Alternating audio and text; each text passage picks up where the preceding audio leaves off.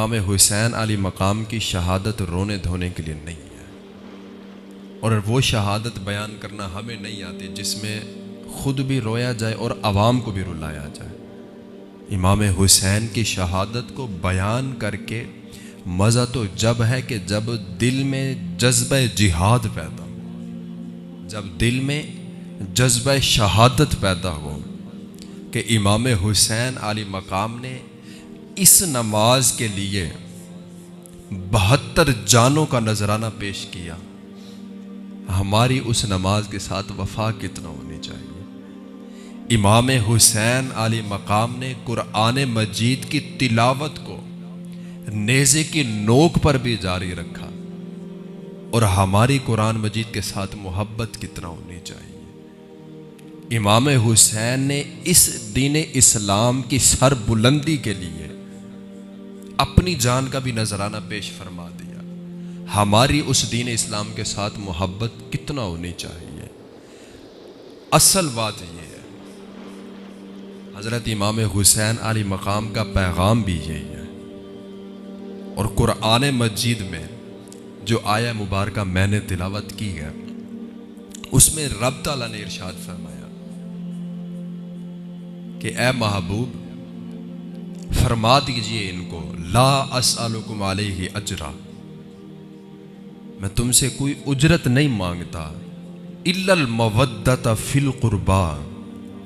مگر میرے قرابت داروں سے محبت کرنا، اور میں کچھ نہیں مانگتا۔ یہ آیہ مبارکہ اس کا شان نزول یہ ہے کہ کچھ صحابہ کرام آپ نے آپس میں میٹنگ کی، اور میٹنگ میں یہ بات ہوئی کہ آقا کریم علیہ الصلاۃ والسلام کا بظاہر ذریعہ آمدن بہت کم ہے اور اخراجات زیادہ ہے، تو یہ مشورہ ہوا کہ ہم کچھ احباب مل کے ماہانہ آقا کریم علیہ الصلاۃ والسلام کی بارگاہ میں کچھ نذرانہ پیش کیا کریں گے۔ نذرانہ دینا یہ صحابہ کرام کی سنت ہے، اور نذرانہ لینا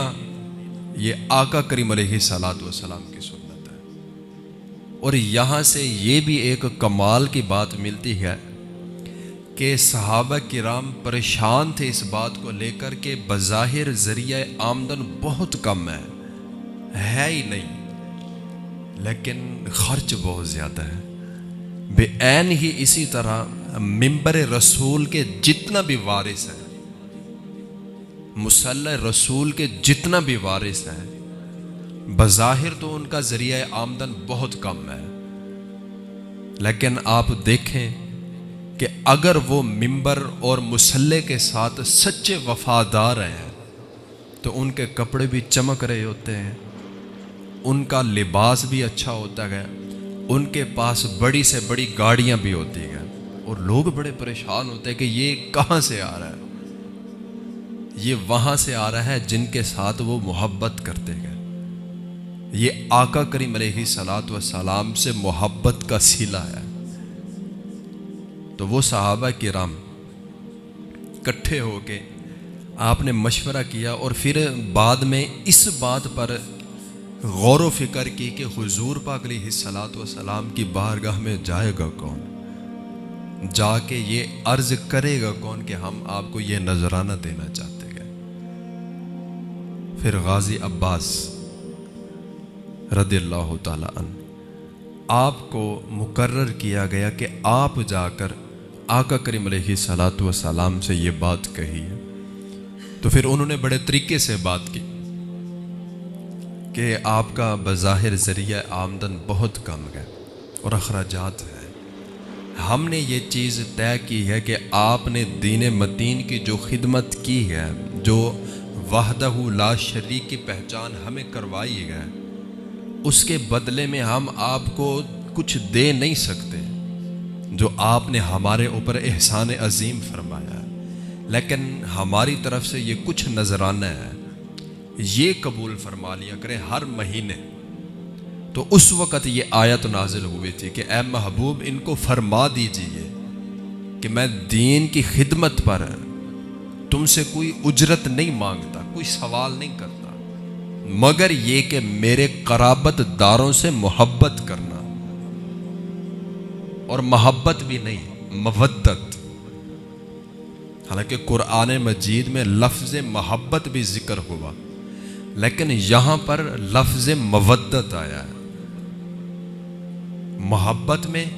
اور مودت میں بڑا فرق ہے۔ محبت میں صرف محبوب کو حاصل کر لینا، یہ اس کا حاصل ہے،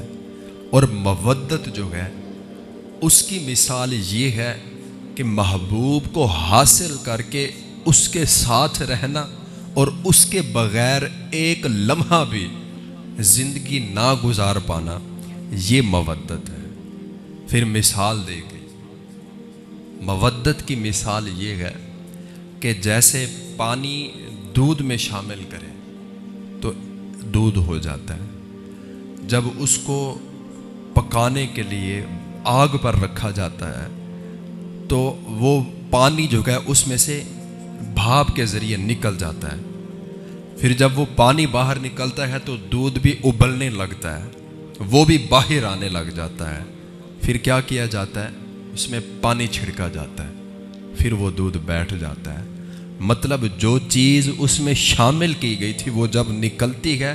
تو دودھ بھی ساتھ نکلتا ہے،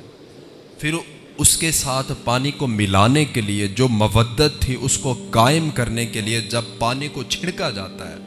تو دودھ واپس نیچے بیٹھ جاتا ہے۔ بے عین ہی اسی طرح مچھلی کو پانی سے مودت ہے کہ وہ پانی کے بغیر ایک سیکنڈ بھی نہیں رہ سکتی، پانی سے باہر نکالو گے تڑپ تڑپ کے مر جائے گی، پانی میں ڈالو گے سکون سے زندگی گزارے گی۔ تو آقا کریم علیہ الصلاۃ والسلام نے یہ ارشاد فرمایا کہ میں تم سے کسی چیز کا سوال نہیں کرتا، کوئی اجرت نہیں مانگتا، مگر میرے قرابت داروں سے، اہل بیت اطہار سے مودت کرتے رہنا۔ مودت یہ ہونی چاہیے کہ اہل بیت سے اگر ایک بھی لمحہ اگر تم دور ہو جاؤ تو تڑپ جاؤ۔ اگر میرے اہل بیت اطہار میں سے کسی کو پریشان دیکھو تو تڑپ اٹھو، میں یہ سوال کرتا ہوں۔ اور جنہوں نے کربلا کی سرزمین پر اہل بیت اطہار کے اوپر ظلم کیے، ان کے ساتھ کیا ہوگا؟